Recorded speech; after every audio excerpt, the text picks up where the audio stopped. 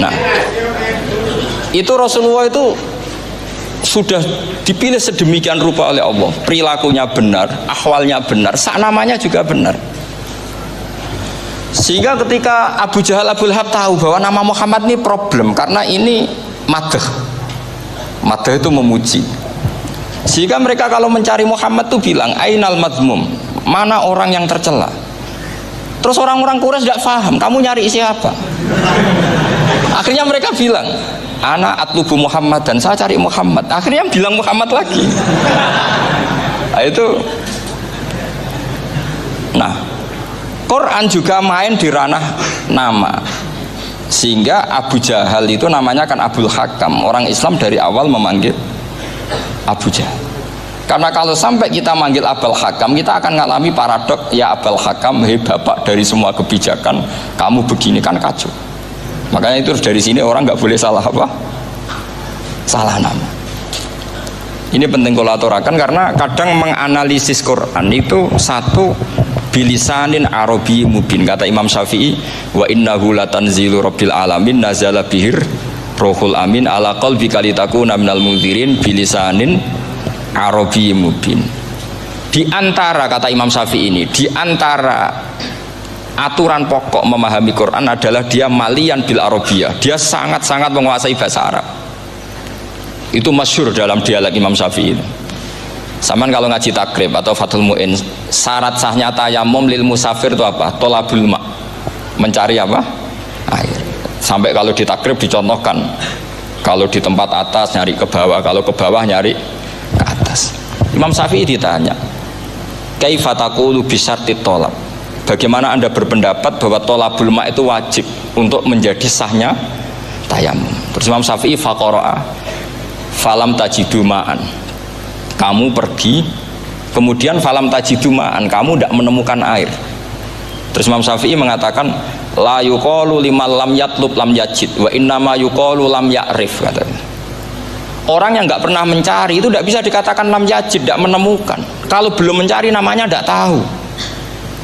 Padahal Quran bilang kamu pergi kemudian kamu tidak menemukan air. Tidak menemukan itu berarti harus mencari dulu, baru dikatakan lam yajid, tidak menemukan. Kalau tidak pernah mencari namanya tidak tahu. Hanya gitu tok itu jadi ilmu bahwa tolabul ma' itu wajib, karena Allah mengatakan falam tajidu ma'an la yuqalu liman lam yatlub lam yajid wa innama yuqalu lam ya'rif. Orang dikatakan tidak menemukan berarti setelah mencari kemudian kesimpulannya tidak menemukan. Kalau belum mencari namanya apa? Tidak tahu. Nah, dari sini Imam Syafi'i istidlal wajib tolabul ma'. Ini namanya malian bil arabiyah. Dia menguasai bahasa Arab. Begitu juga ulama-ulama sufi. Itu ada cerita Aba Yazid Al-Bustami, itu ada muridnya baca ayat wasiqal ladzina taqaw rabbahum ilal jannati sumara. Orang-orang takwa itu digiring menuju surga. Itu dia nangis. Muridnya kaget. Ini guru saya tidak benar, ini ada cerita surga tapi dia malah nangis karena ayatnya itu digiring. Terus kata Abu Yazid, mereka itu di mana saja, masa ke surga butuh digiring? Ke surga itu kan nikmat, ngapain butuh digiring? Saya tidak mau, kata dia. Abu Yazid itu gak mau digiring ke surga, itu gak mau. Muridnya kan tambah kaget, memangnya mau neraka kan, gitu pikirannya itu. Ternyata beliau jawabnya sederhana, saya pas itu sudah dekat sama Allah sehingga tidak perlu digiring. Kemudian saya sudah panitia kiamat pas itu, jadi nggak perlu digiring. Nah ini nanti penting jadi satu aturan ilmu ulumul Quran.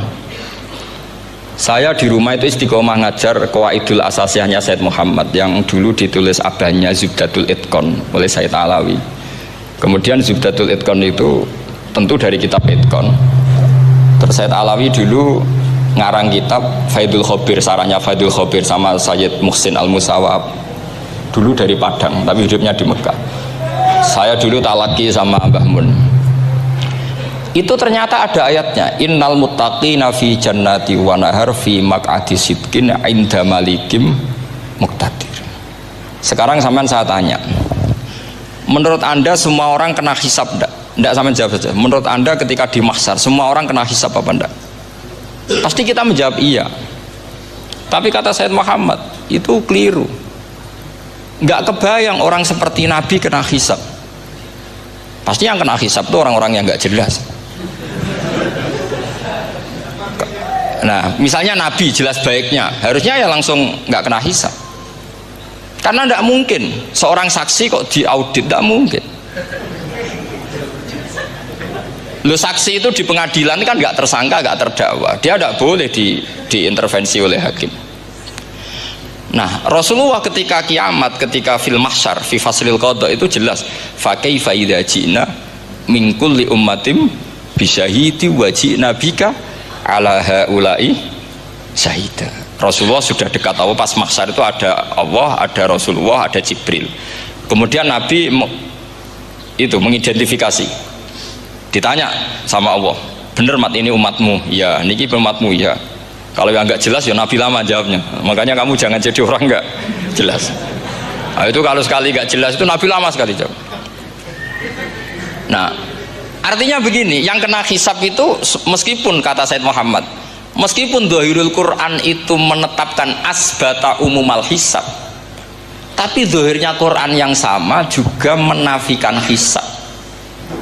Itu karena nggak mungkin, nggak kebayang kita malaikat berani menghisab afdalul khalqi. Sama bisa bayangkan malaikat mengaudit Rasulullah SAW. Ahabbal khalqi ilallah. Kepen cilaka mencet ya. Wong jejer Allah kabeh dinten audit sudah indah. Fa kaifa idza ji'na min kulli ummatin bisyahidi wa ji'na bika ala haula'i syahida. Lalu mungkar nakir juga sama. Sampean bisa bayangkan mungkar nakir tanya Nabi Muhammad. Tesnya susah. Karena kalau Rasulullah terus ditanya, "Waman nabiyuka?" Wah, itu kan bisa kiamat itu.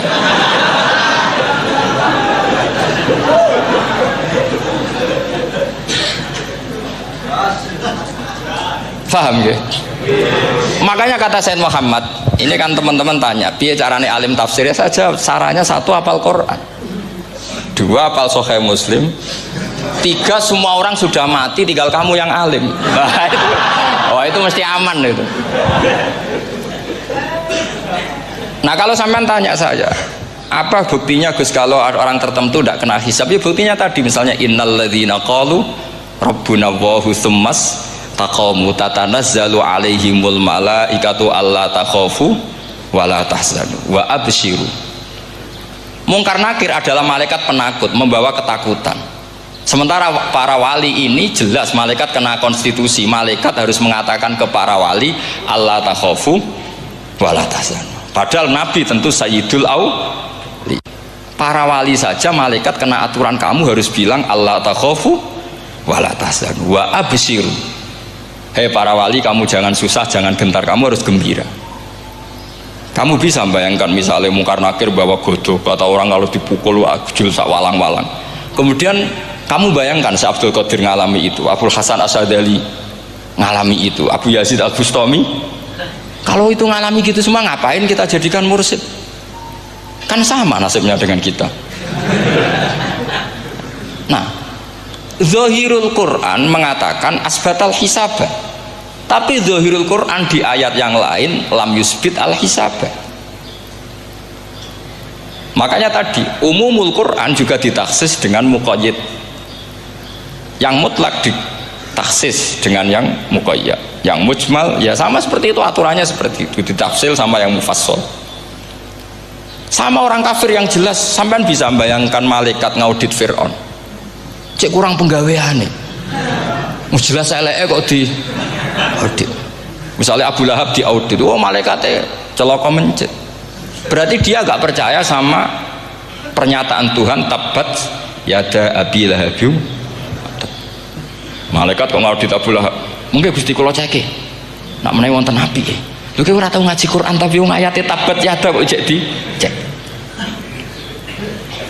Nah, yang seperti ini masuknya kategori ulaikal ladzina, saat terusnya mereka yang kafir bi ayati rabbihim wa liqaihi fahabitos a'maluhum fala nuqimu lahum yaumal qiyamati wasna. Jadi ada orang-orang kafir yang jelas kena aturan fala nuqimu lahum yaumal qiyamati Pas yang jelas kafirnya ya gak kena hisab, yang jelas nabinya, jelas wasinya juga gak kena hisab. Yang kena kita di tengah-tengah.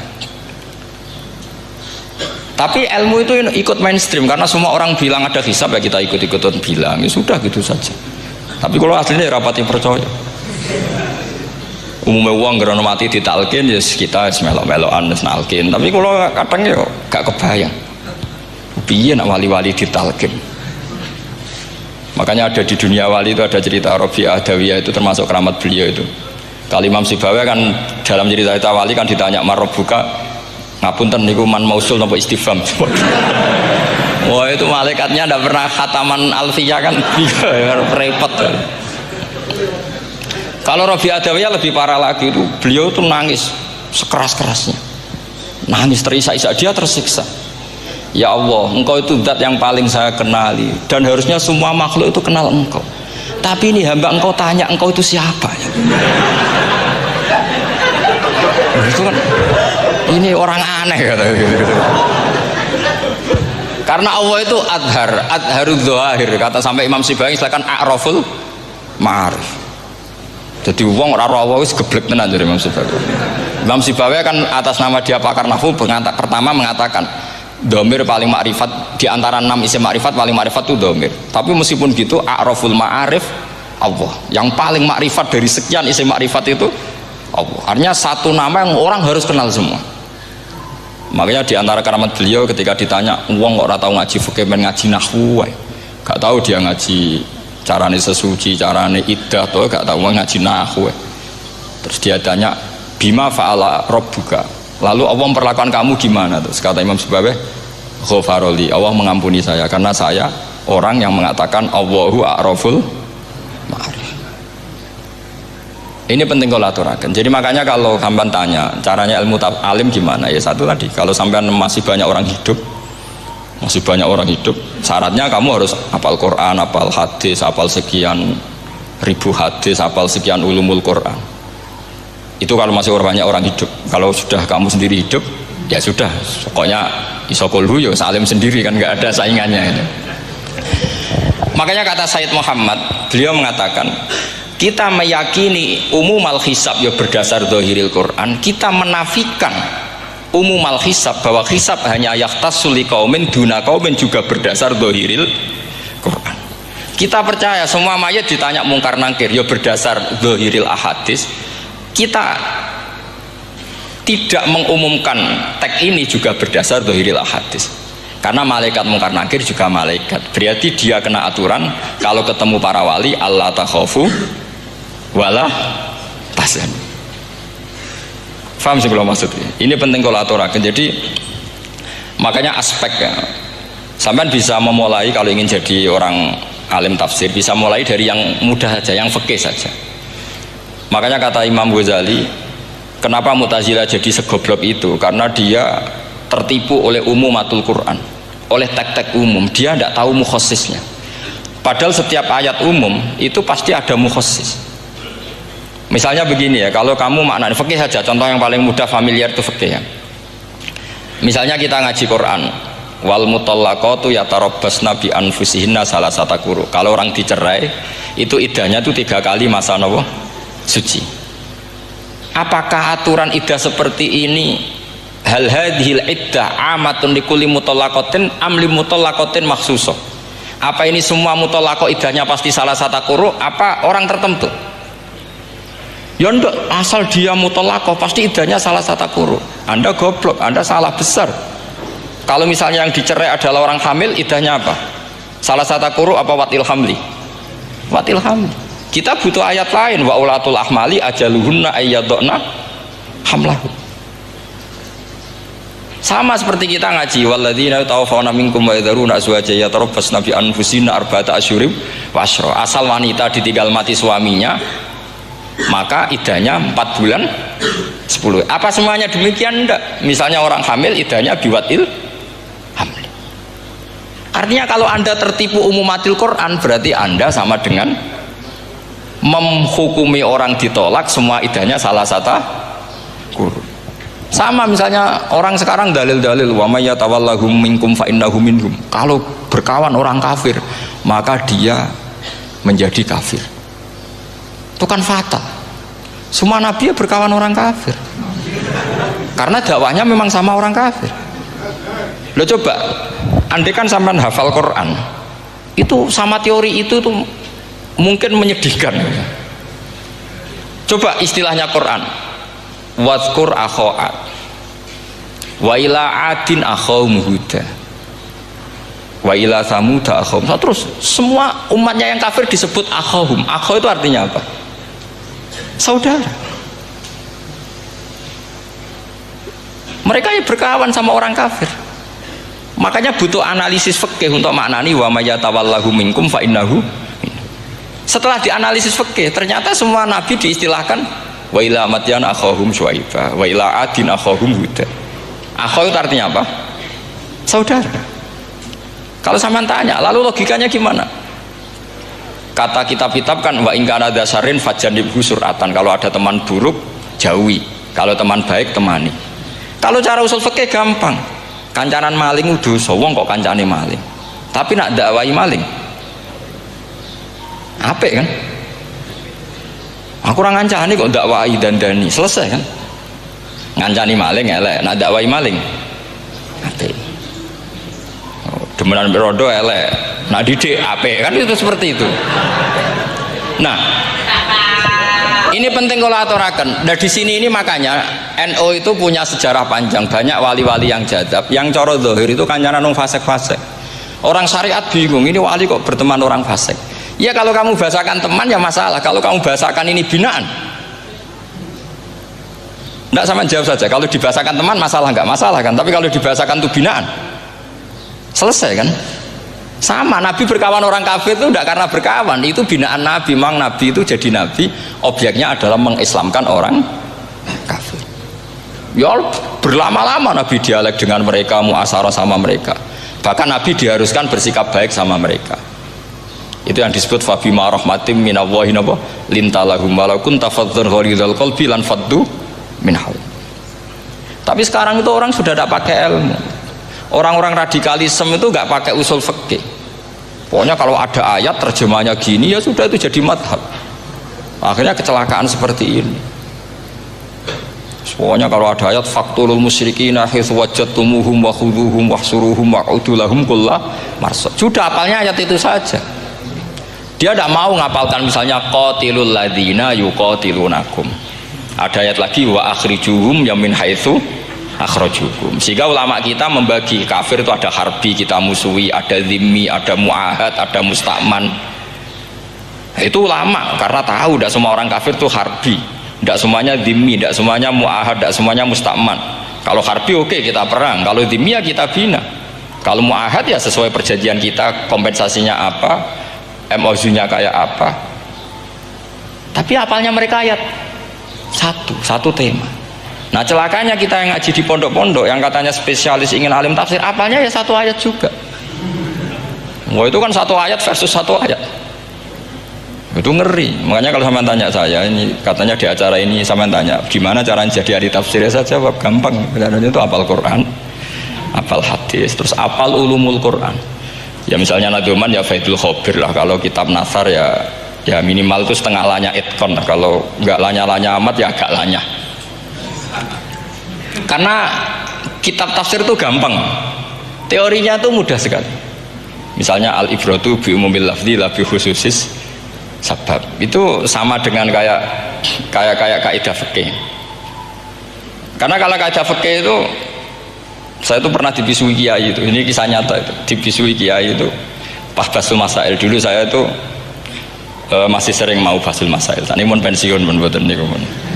Dulu saya dengan Gus Zofur putrane Mbah Mun itu sering makili Pondok Anwar basul masail fikih. Tapi tidak tahu ceritanya Gus Zofur jadi dokter tafsir, saya juga kok ya tahu-tahu menekuni tafsir. Lama-lama orang itu lupa status saya yang fakih ya. Makanya saya itu ya kadang eman gitu, karena ini status penting juga. Tapi status fikih itu kadang memang menyesatkan. Karena begini, itu dulu pernah ada basul masail itu begini. Ini kisah nyata ini. Ada desainer baju putri untuk putri, anak putri. Kemudian desainer itu menciptakan satu celana pendek misalnya, atau celana seperempat. Dengan desain ini pasti kalau dipakai itu auratnya itu kelihatan. Bagaimana hukumnya desainer ini? Apa termasuk mimman sarro'a as-sayyi'ata? Karena terjadi kasfil aurat. Apa enggak? Rata-rata kalau kiai yang khusyuk-khusyuk, yang sepuh-sepuh, desainer itu dosa. Gara-gara tren pakaian ini wong wedok buka aurat. Tapi saat kiai-kiai alim yang muda-muda, entah saking belingnya, entah saking pinternya, tidak tahu. Bilang begini, Pak Yai, yang didesain apa? Ya celana itu. Lalu celana itu fungsinya nutupi apa buka aurat? Ya nutupi. Lu kan lumayan urun nutupi. Kalau haram ya dicopot, lu kan malah parah itu. Bingung kayak gini. Sampai bilang gini kan, wah semanis. Itu kan makanya ini guyon ilmiah. Repotnya ngadepi orang alim muda itu kan mbok gedingi ku ilmiah, mbok senengi fase.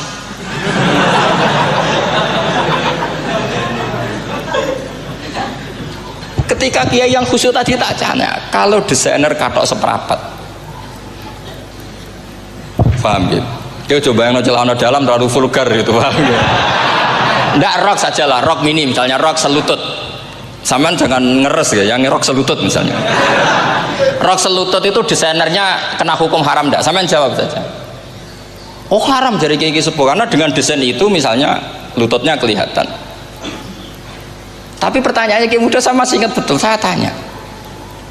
Lalu fungsi pakaian itu apa Pak Yai? Fungsi itu kan tetap nutupi sebagian aurat. Kalau Anda haramkan, barang haram itu harus dihilangkan.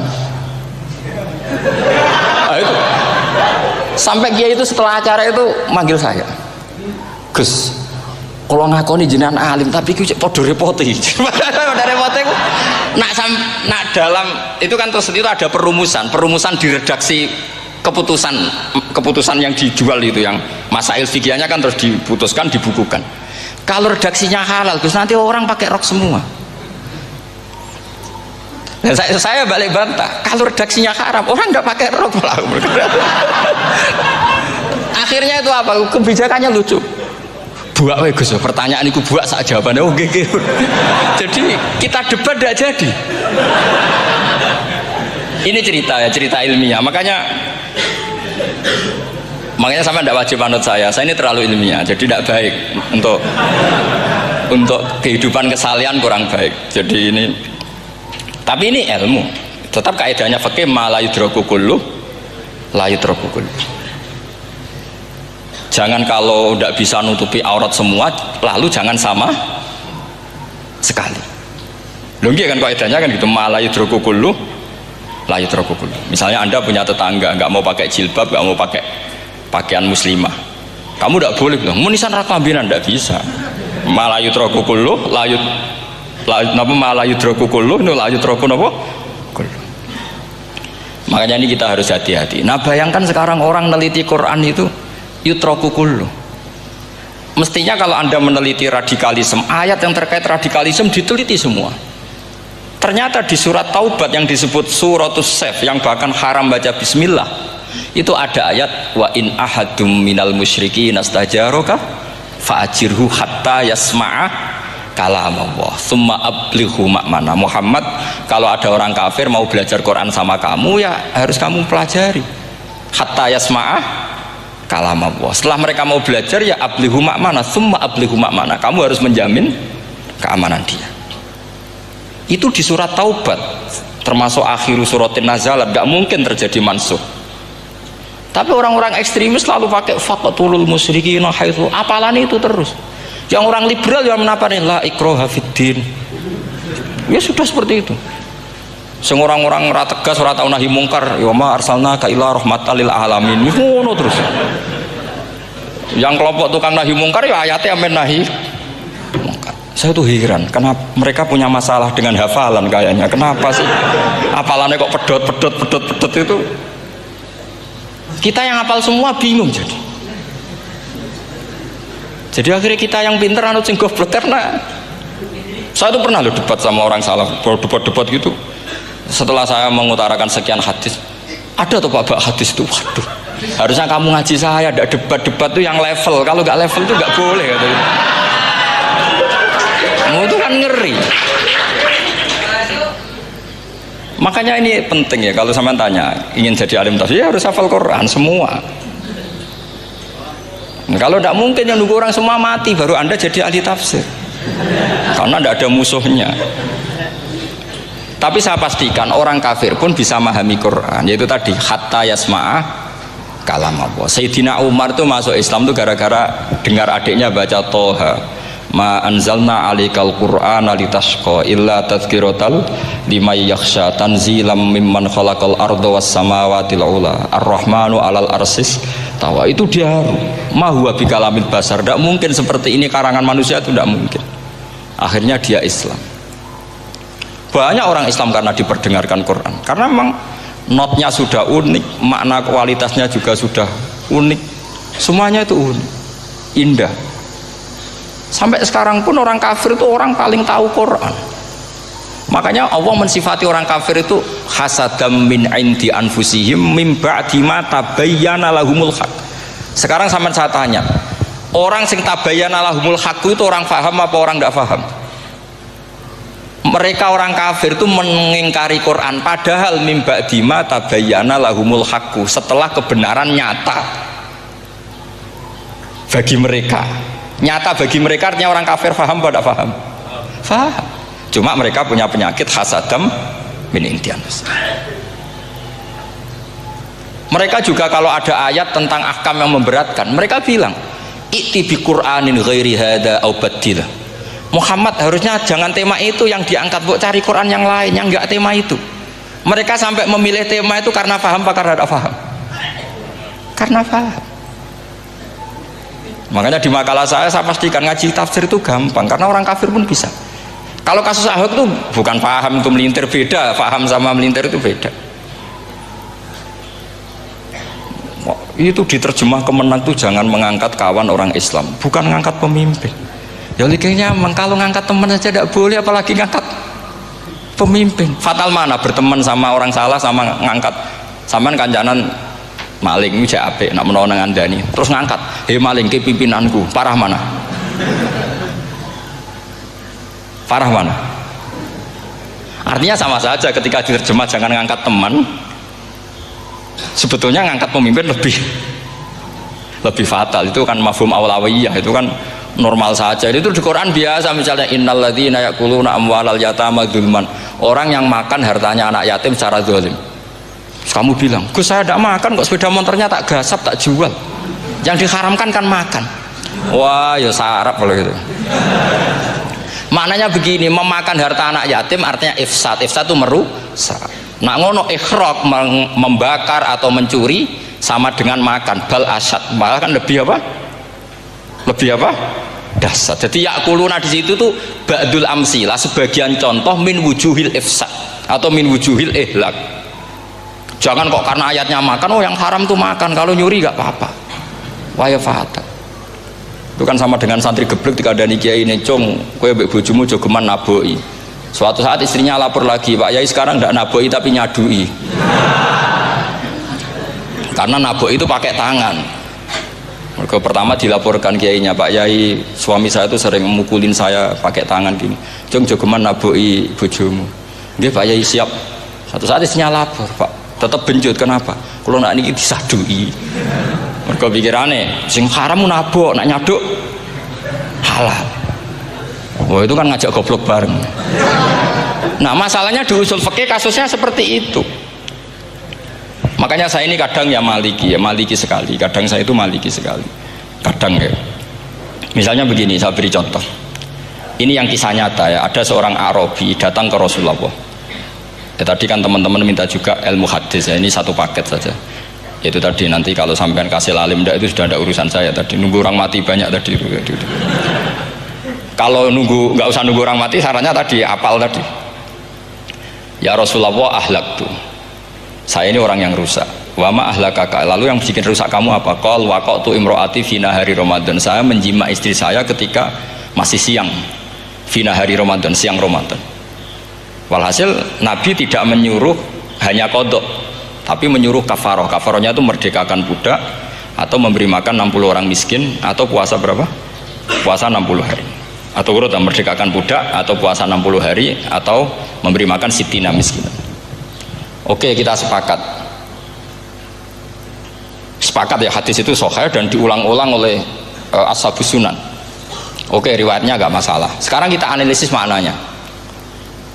Sekarang sampean saya tanya, kalau anda misalnya sekarang jam berapa ini? Misalnya sekarang jam 9 kurang seperempat Ramadan, terus anda rokok atau anda ngopi, kepengen ngopi terus ngopi tanpa udhrin syar'iin, anda hanya wajib qadha apa bayar kafarah?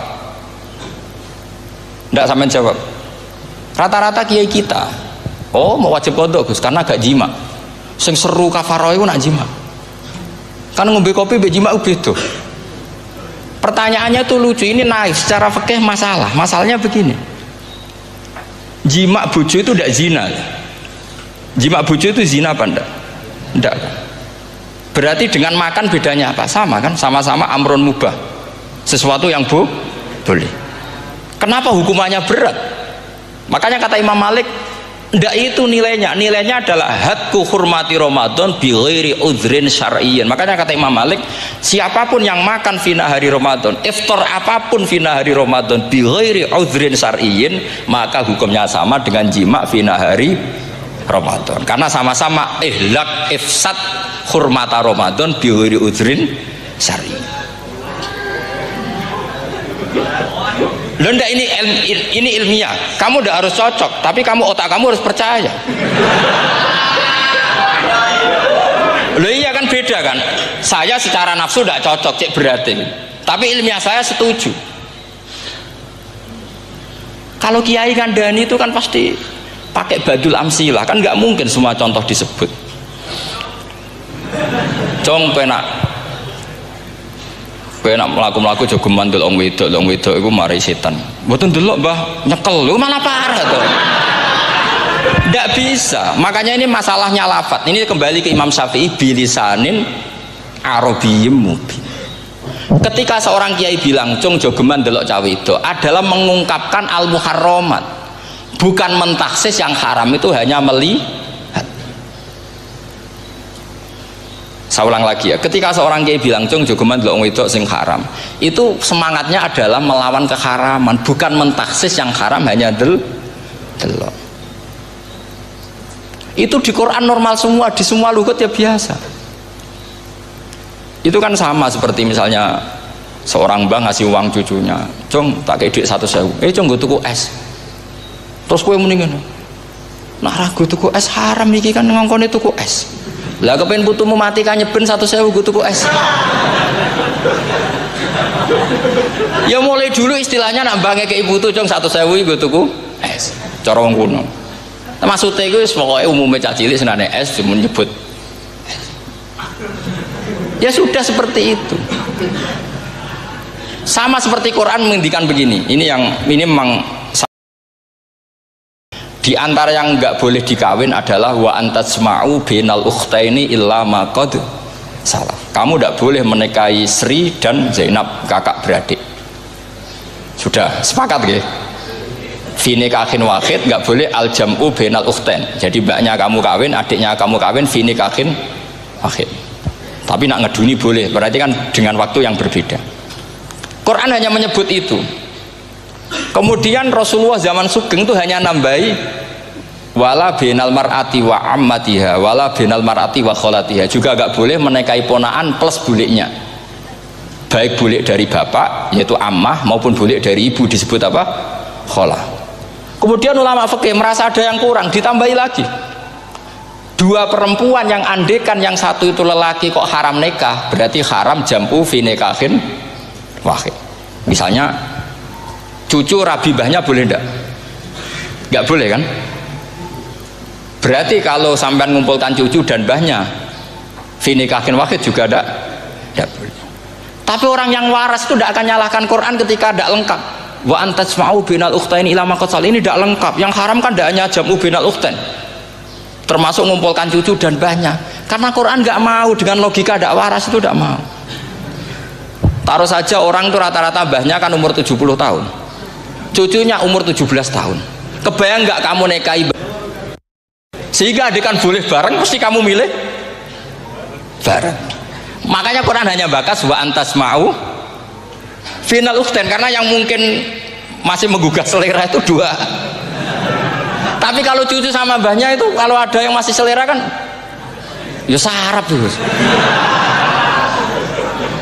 Tapi fikih sebagai kaidah tetap menerangkan termasuk yang haram jam'u adalah bainal mar'ati wajad datiha. Paham juga maksudnya? Artinya ketika menyebut itu tidak jaminan merangkum semua hukum, tapi ba'dul amsilah. Fa'innal akila yaktafiya bi isyaratil ba'di, karena orang kalau punya akal diisyaroi sebagian sudah faham. Ini penting kalau aturakan. Jadi ini penting. Nah bayangkan sekarang banyak gerakan-gerakan ahli Quran katanya tapi nggak memahami ilmu usul fikih. Qur'ane ra ono ya wis. Nang Quran ra ono cerita harame asu, nak ngono asu ya halal.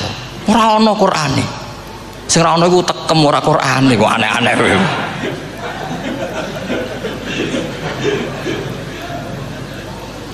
Itu kan sama terus sampean misalnya tadi jam 09.00 Ramadan tambah udhurin syariyin terus mangan mie rokokan. Itu kan melecehkan Ramadan biguri udhurin syariyin. Karena melecehkan hurmata Ramadan kena sanksi separah itu. Jangan kamu terus bilang, tapi Nabi hanya bilang masalah jima finari Ramadan. Jima istri itu hukumnya itu tidak zina, hukumnya itu mubah sama dengan makan. Ini cara madhab Maliki, tapi kita alhamdulillah madhab Syafi'i. Ya itu masalahnya. Berhubung itu menguntungkan sami'na wa ta'na. Nah, itu. Tapi saya sendiri dalam konteks ini, saya itu ya sangat-sangat Syafi'iyah, sangat-sangat Syafi'iyah. Dalam banyak hal sangat-sangat Syafi'iyah. Tapi dalam banyak hal kadang-kadang saya Maliki. Ya, itu kan kalau sampean tanya kenapa gitu, ya hikmah baca banyak saja. Karena yang Syafi'i itu ya karena bacanya hanya Syafi'i. Itu bukan fanatik, itu keterbatasan. Itu beda, itu namanya tidak fanatik, itu keterbatasan. Itu beda sekali. Jadi kita harus ngaji yang banyak. Saya itu termasuk utang ya sama Imam Syafi'i itu baca kitab Ar-Risalah. Itu kitab yang kadang satu ulama baca sampai 500 kali. Yaitu Imam Syafi'i itu dalam kitab Risalah itu begini, ini termasuk ulumul Quran yang paling penting. Muqaddimahnya begini. Wan nasu sinfani min awalil amri. Wan nasu sinfani. Ketika Rasulullah datang membawa Quran itu manusia hanya ada dua. Al kuffar sing dari jenis ahli kitab dan kuffar dari jenis yang tidak ahli kitab. Bahkan tidak ada orang Islam zaman itu. Pertama Nabi jadi Nabi itu adakah pendengar yang Muslim? Kan tidak ada. Semuanya ahli kitab.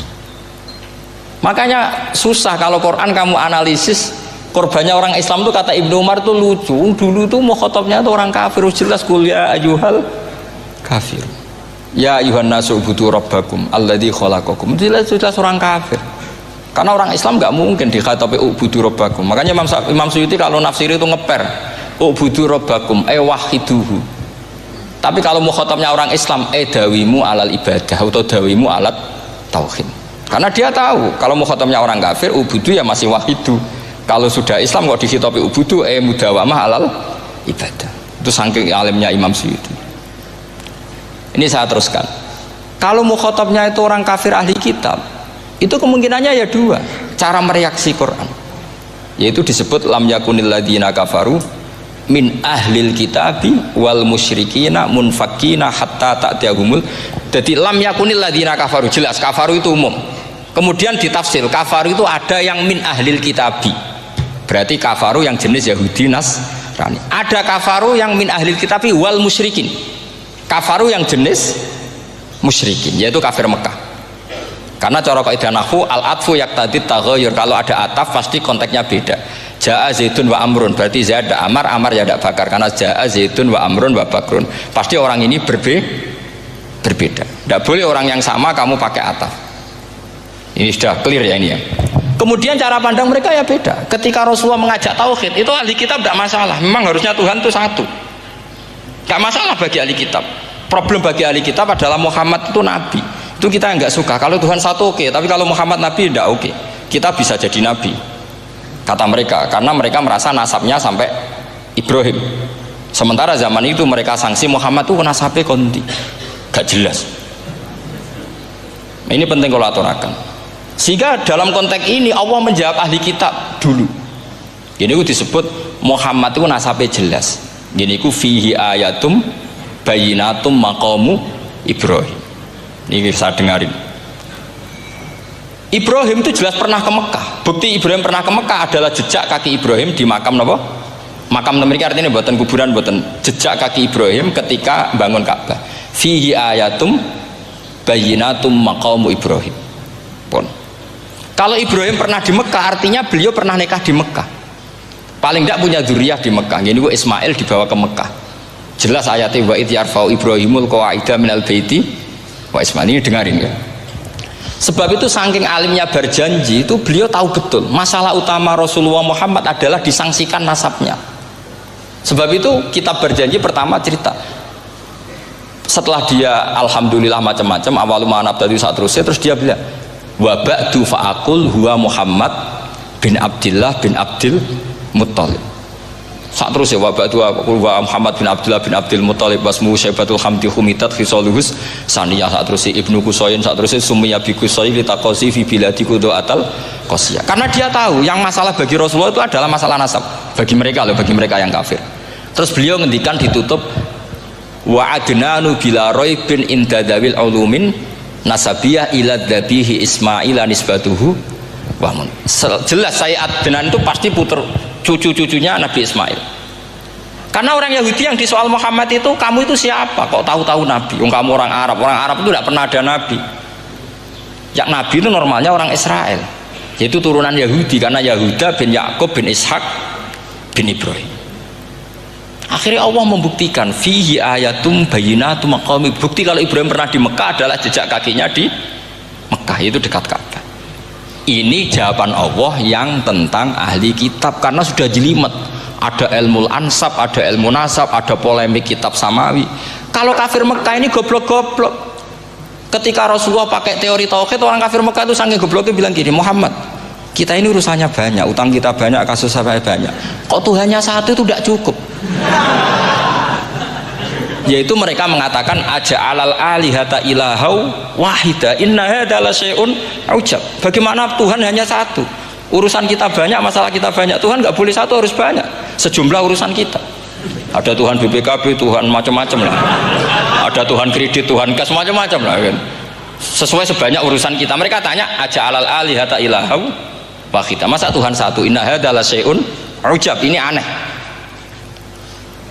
Tapi Rasulullah dengan sabarnya, kalau yang seperti ini Allah menjelaskannya beda dengan yang pertama. Karena tadi orang kafir itu bisa min ahlil kitab, bisa wal musyrikin. Lam yakunil ladzina kafaru min ahlil kitab. Ada yang wal musyrikin. Semuanya ini tidak pernah munfakina hatta ta'tiyahumul bayyinah. Mereka tidak pernah tercerabut dari pikiran mereka, dari mainstream mereka, sampai ada bayyinah. Bayyinah itu kejelasan kebenaran atau benar yang begitu jelas. Itu siapa? Rasulun minallah yatslu suhufam mutahhar. Akhirnya Nabi sabar. Saking sabarnya Nabi itu ngomong gini, ya di khalayak umum, mukhatamnya ya kafir semua. Hei saudara-saudara kami suku Quraisy, kita ini sebangsa. Nabi tanya, Muhammad, ajaran kami itu benar karena kami itu orang yang kita percaya. Tapi kali ini Anda aneh karena ngajak satu Tuhan. Itu tidak mungkin. Urusan kita banyak, satu Tuhan enggak mungkin. Tuhan harus banyak. Kita punya 3 aja kurang banyak kan, banyak punya Lata, Uzza, Hubal. Rasulullah dengan sabarnya ngendikan gini, hei kaumku, kalau kamu jadi pembantu, jadi buruh, senang mana punya majikan banyak sama majikan satu. Kalau majikannya banyak itu perintahnya beda-beda, seleranya beda. Semua harus kamu lakoni, semua harus kamu taklui karena kamu harus nurut. Wah ya repot mat kalau di majikan banyak, oh ngerepoti mesti. Rasulullah tinggal nimpali, Tuhan kamu itu majikan kamu. Kalau Tuhannya banyak, perintahnya ya banyak, seleranya beda-beda. Kamu bingung nggak? Wah ya bingung, ya sudahlah satu aja. Akhirnya mereka masuk Islam. Nah itu disebut Nabi itu fatonah, punya kecerdasan artikulatif. Kalau menjelaskan itu masuk akal. Nah itu disebut dorobawahu matalar rojulan fihi syuraka'u mutasyakisuna wa rojulan salamal lirojul hal yastawiyani masalah alhamdulillah. Nah ini penting. Allah membuat satu perumpamaan bagaimana ada satu pembantu yang punya majikan banyak, yang berbeda-beda seleranya, berbeda-beda perintahnya. Dengan kalau hanya satu majikan, begitulah Tuhan kamu harusnya satu. Jadi artinya gini, kalau kamu ngaji ulumul Quran, kamu harus tahu ini khitab ke kafir. Kafir yang mana? Ahli kitab atau kafir yang musyrik? Nah sekarang tidak tahu lagi, pokoknya kafir. Makanya kalau orang berdebat mereka itu tidak goblok meneh. Waduh. Makanya sama ndak usah ketularan goblok sing pun gimpun sing wis goblok ora usah ditambahi mun kathah dan ini pun. Ya karena kita ngaji jelas Qur'annya kan lam yakunil ladzina kafaru itu masih ada min lil bayaniyah atau min li bayanil jinsi. Kafaru itu sapa? Siji min ahlil kitab, dua kafaru sing wal musyrikin. Dua-duanya tidak pernah munfakina hatta ta'tiyahumul bayinah. Mereka tidak akan tercerabut dari pikirannya sehingga ada bayinah. Bayinah itu siapa? Rasulun minallah yatslu sufam. Nah, ketika Nabi menjelaskan asal usul nasabnya bahwa Sayyid Adnan itu ila Ismail, Ismail jelas putra Nabi Ibrahim, mereka terus baru iman karena ada fihi ayatum bayinatum maqamun apa? Ibrahim. Karena kalau sampean iskal, misalnya saya iskal dengan ini kan malah bingung kan. Kalau kamu terkenal pinter iskal kita goblok ya. Nah wis pinter kok iskal gitu. Jadi saya niru ilmunya Abu Nawas. Abu Nawas sudah bisa pidato. Nggak bisa pidato, suatu saat dipaksa pidato sama khalifah itu. Hei para hadirin, kamu pinter apa goblok? Nah mereka pinter, mau ngandani wong pinter, terus pinter kok jangan ngandani gitu. Akhirnya hadirin itu kan karena seneng sama Abu Nawas itu seneng. Ya sudah Abu Nawas, kalau gitu kita goblok. Aku mau mengambil wong goblok. Akhirnya terus wassalamualaikum warahmatullahi wabarakatuh. Jadi itu Abu Nawas juga bisa pidato, tapi dia tahu saja caranya menyelesaikan masalah. Jadi itu Abu Nawas. Jadi ya orangnya kacau tapi cerdas itu, makanya jadi guyonan. Sebenarnya Abu Nawas itu figur yang nyata, tapi tidak senaif yang diceritakan orang-orang di anekdot itu. Ya, beliau itu orang soleh ketika era Harun ar-Rasyid. Tapi ya tadi karena banyak cerita yang macam-macam. Ya, Abu Nawas itu, makanya ini cerita anekdot. Jadi riwayatnya nggak jelas tapi lucunya jelas itu. Jadi itu. Dia itu mangkel punya tetangga profesor ahli astronomi. Adiknya aku mau iso omong tok. Abu Nawas mau pinter molak-malik omong kan masyhur itu, dia cerita hari Senin tanggal sekian lihat Abu Nawas di alun-alun mau terbang. Orang lihat semua itu Abu Nawas itu ya sudah di podium ya gitu-gitu dok. Kok nggak mau terbang-terbang?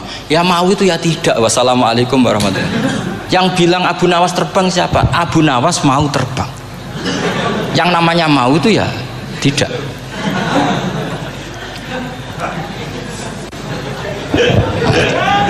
Pernah dia itu lomba sama Harun ar-Rasyid.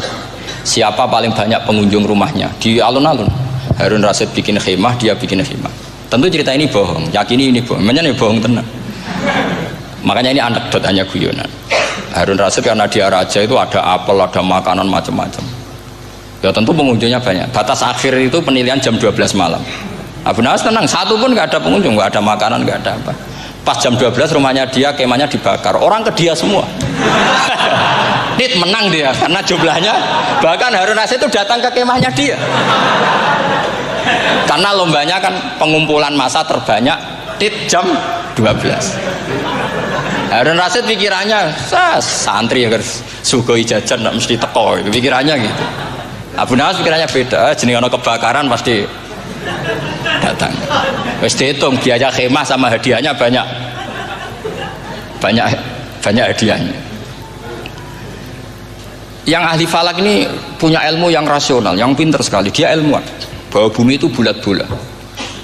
Nah saya lagi tren meyakini bumi flat nih, ya kacau nih. Gara-gara penjelasan sing sepihak. Ini gua nganggur. Lah wong ilmuwan kok sentimennya perkara wedi duit. Enggak boleh ilmuwan menyebut sentimen apa? Uang. Akhir bumi itu bulat-bulat. Jadi kalau Anda jalan ke timur terus nanti ke titik yang sama. Abu Nawas salah paham karena dia memang enggak ahli sains gitu. Suatu saat si profesor ini kemalingan, malingnya melayu ngetan. Terus minta tolong sama Abu Nawas, kejarlah maling itu. Kemana? Ke timur. Dia ngejar ke barat. Ditanya sama profesor, Saya udah bilang, larinya maling itu ke timur, kalau jalan ke barat, nanti ketemu di titik yang sama. Akhirnya profesornya ngerti, oh ngenyek tuh. Jadi, nah khawatir saya nanti kalau santri-santri tidak pinter ilmu, terus pilihannya ilmu kayak Abu Nawas, jalan pintas tadi. Karena belajar falak jelimet, belajar faraid apa? Jelimet, ada aul, ada roh, terus semua ada masalah yang ruwet-ruwet, terus akhirnya mau olah bicara. Ini musibah, inna lillahi wa inna ilaihi raji'un. Itu tidak boleh. Quran tidak mengajarkan itu. Quran tetap mengajarkan ilmu meskipun ada nilai seninya. Assalamualaikum warahmatullahi wabarakatuh.